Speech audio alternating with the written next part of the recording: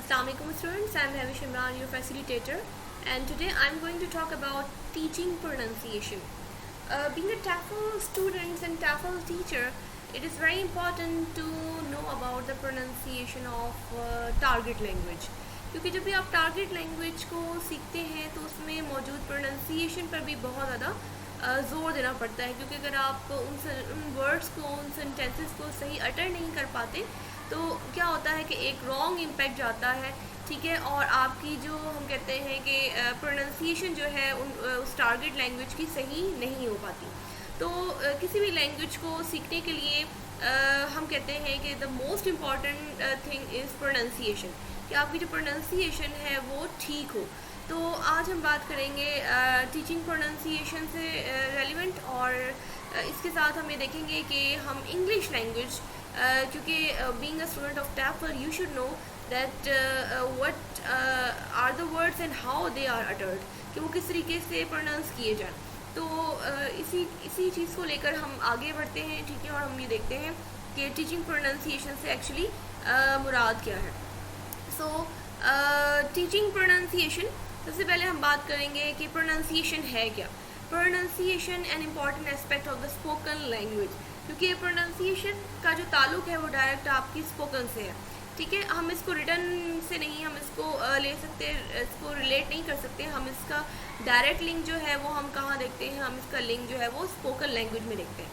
तो should be an integral part of the English teaching program like the teaching of syntax and vocabulary. जितना ज़रूरत हमें target language जो कि हमारी इंग्लिश लैंग्वेज है उसके सिंटेक्स यानी कि सेंटेंस स्ट्रक्चर एंड वोकैबुलरी को सीखना है, उसी तरीके से हमारा मोस्ट इम्पॉर्टेंट काम ये भी है कि हम ये देखें कि हमारी जो इंग्लिश टीचिंग है, ठीक है, उसमें हम कहीं प्रोनाउंसिएशन को जो है वर्ड्स की वो इग्नोर ना कर दें। तो हमने प्रोनाउंसिएशन पर भी उतना ही फोकस करना है जितना कि हम फोकस करेंगे सिंटेक्स और वोकैबुलरी पर। तो जब हम टीचिंग प्रोनाउंसिएशन की बात करते हैं तो हम तीन जगहों पर किसी भी लैंग्वेज के काम करते हैं, ठीक है। तो हम ये देख लेते हैं कि जो पहला है, ठीक है, that is called teaching individual sounds, कि आपने हर एक वर्ड को सेपरेटली पढ़ के बताना है, प्रोनाउंस करके दिखाना है या बताना है। और इसके साथ जो है वो इंडिविजुअल साउंड के एक वर्ड में हर साउंड जो है वो कैसे मतलब अटर किया जाएगा, इस पर आपने जो है वो फोकस करना है प्रोनाउंसिएशन सिखाते टाइम। दूसरा जो है टीचिंग स्ट्रेस, एक वर्ड में स्ट्रेस लेवल कहाँ है, इसको इन सबको मैं अभी एक्सप्लेन करती हूँ, ठीक है। सो डोंट गेट कंफ्यूज, हम इनको बारी बारी एक्सप्लेन भी करेंगे। और the third one is teaching intonation, कि राइज एंड फॉल कहाँ होता है एक सेंटेंस में। बट इन तमाम चीज़ों को एक्सप्लेन करने से पहले मैं यहाँ पर लैंग्वेज को डिस्कस करना चाहूँगी कि लैंग्वेजेस कितने तरीके की होती हैं, ठीक है। और जब हम एक लैंग्वेज को लेते हैं, जब हम एक लैंग्वेज के बारे में बात करते हैं तो वो कितनी तरह की हो सकती है। Mostly there are two types of languages, ठीक है। एक होती है स्ट्रेस टाइम्ड लैंग्वेज और दूसरी होती है सिलेबल टाइम लैंग्वेज। जब हम स्ट्रेस टाइम लैंग्वेज की बात करते हैं तो उसमें कुछ वर्ड्स जो हैं वो प्रॉपरली बोले जाते हैं और कुछ वर्ड्स जो हैं वो कम स्ट्रेस के साथ बोले जाते हैं, यानी कि इसमें हम कह सकते हैं कि सेंटेंस में राइज एंड फॉल होता है आपके वॉइस का। लेकिन जब हम सिलेबल्स टाइप लैंग्वेज की बात करते हैं तो हम ये देखते हैं कि इसमें हर वर्ड जो है वो उतना ही इम्पॉर्टेंट है जितना कि दूसरा वर्ड। तो इसमें हमारा जो स्ट्रेस होता है वो हर एक वर्ड पर होता है। तो basically there are two types of, we can say that, languages, और एक स्ट्रेस टाइम लैंग्वेज है और दूसरी जो है सिलेबल टाइम।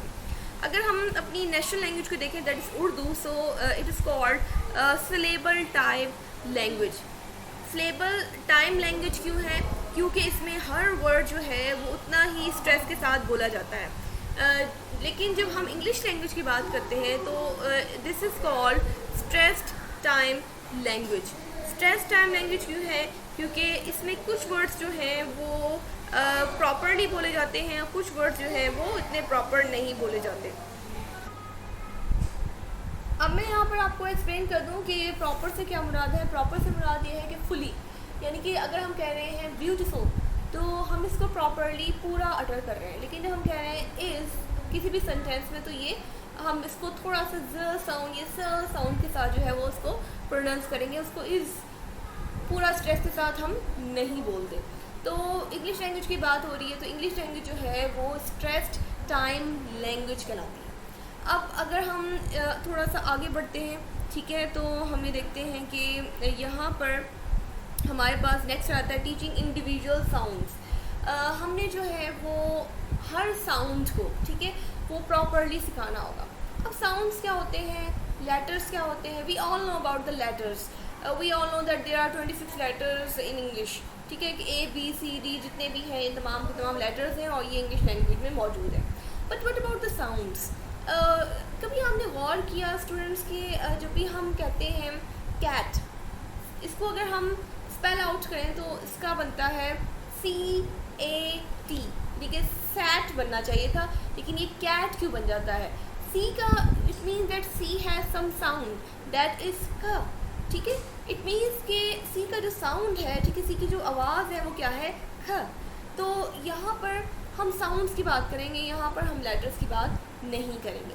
तो टीचिंग इंडिविजुअल साउंड्स की हम बात कर लेते हैं कि टीचिंग इंडिविजुअल साउंड्स आपने कैसे सिखाने हैं। Position of tongue, lips etcetera demonstrate through charts, diagram. सबसे पहले आपने क्या करना है कि कोई भी लैंग्वेज हो उसके साउंड्स पर आपने फोकस करना है।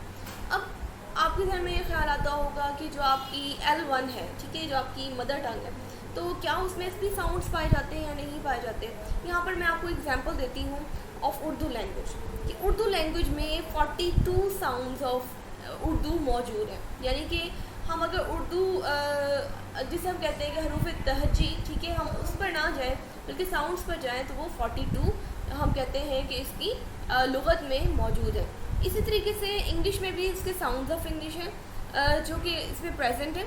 इसमें हमारे पास जो है वो डिफरेंस आ जाता है between the vowels and the consonant. अब बचपन में कहीं आपने पढ़ा होगा that there are 5 vowel sounds A E I O U, but this is not the actual thing, ठीक है। हम अभी पढ़ लेते हैं कि कितनी हमारे पास जो है वो साउंड्स हैं, ठीक है, वॉल साउंड्स हैं, और कितने हमारे पास जो है वो कॉन्सोनेंट साउंड्स हैं। तो उसके बाद क्या है, use exercises like minimal pair.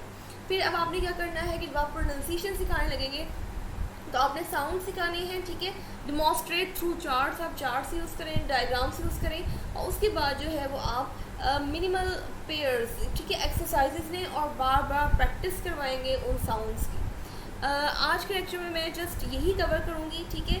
कल हम देखेंगे कि हमारे पास जो है वो वॉल्स और कॉन्सोनेंट साउंड्स मौजूद हैं, और इसके अलावा कॉन्सोनेंट और जो हमारे पास वॉल्स हैं उनमें डिफरेंस क्या है। जब हम इंग्लिश लैंग्वेज में वॉल को प्रोड्यूस करते हैं तो हमारा बेसिकली हम उसको कैसे अटर करते हैं, और जब हम एक कॉन्सोनेंट को प्रोड्यूस करते हैं तो वो हम किस तरीके से अटर करते हैं। सो आई थिंक कि आज का लेक्चर आपके लिए डिफ़िकल्ट नहीं होगा। तो जब भी आप प्रोनाउंसिएशन सिखाने लगेंगे, सबसे पहला आपका स्टेप क्या होना चाहिए, you should focus on the individual sounds. आप उस लैंग्वेज के साउंड्स पर फोकस करेंगे ताकि आपको वर्ड्स को अटर करना आ जाए properly. So for today I hope कि आप लोगों को ये इंफॉर्मेटिव लगा होगा lecture, and you have learn a little bit. So students take care and अल्लाह हाफिज़ फॉर द नेक्स्ट लेक्चर।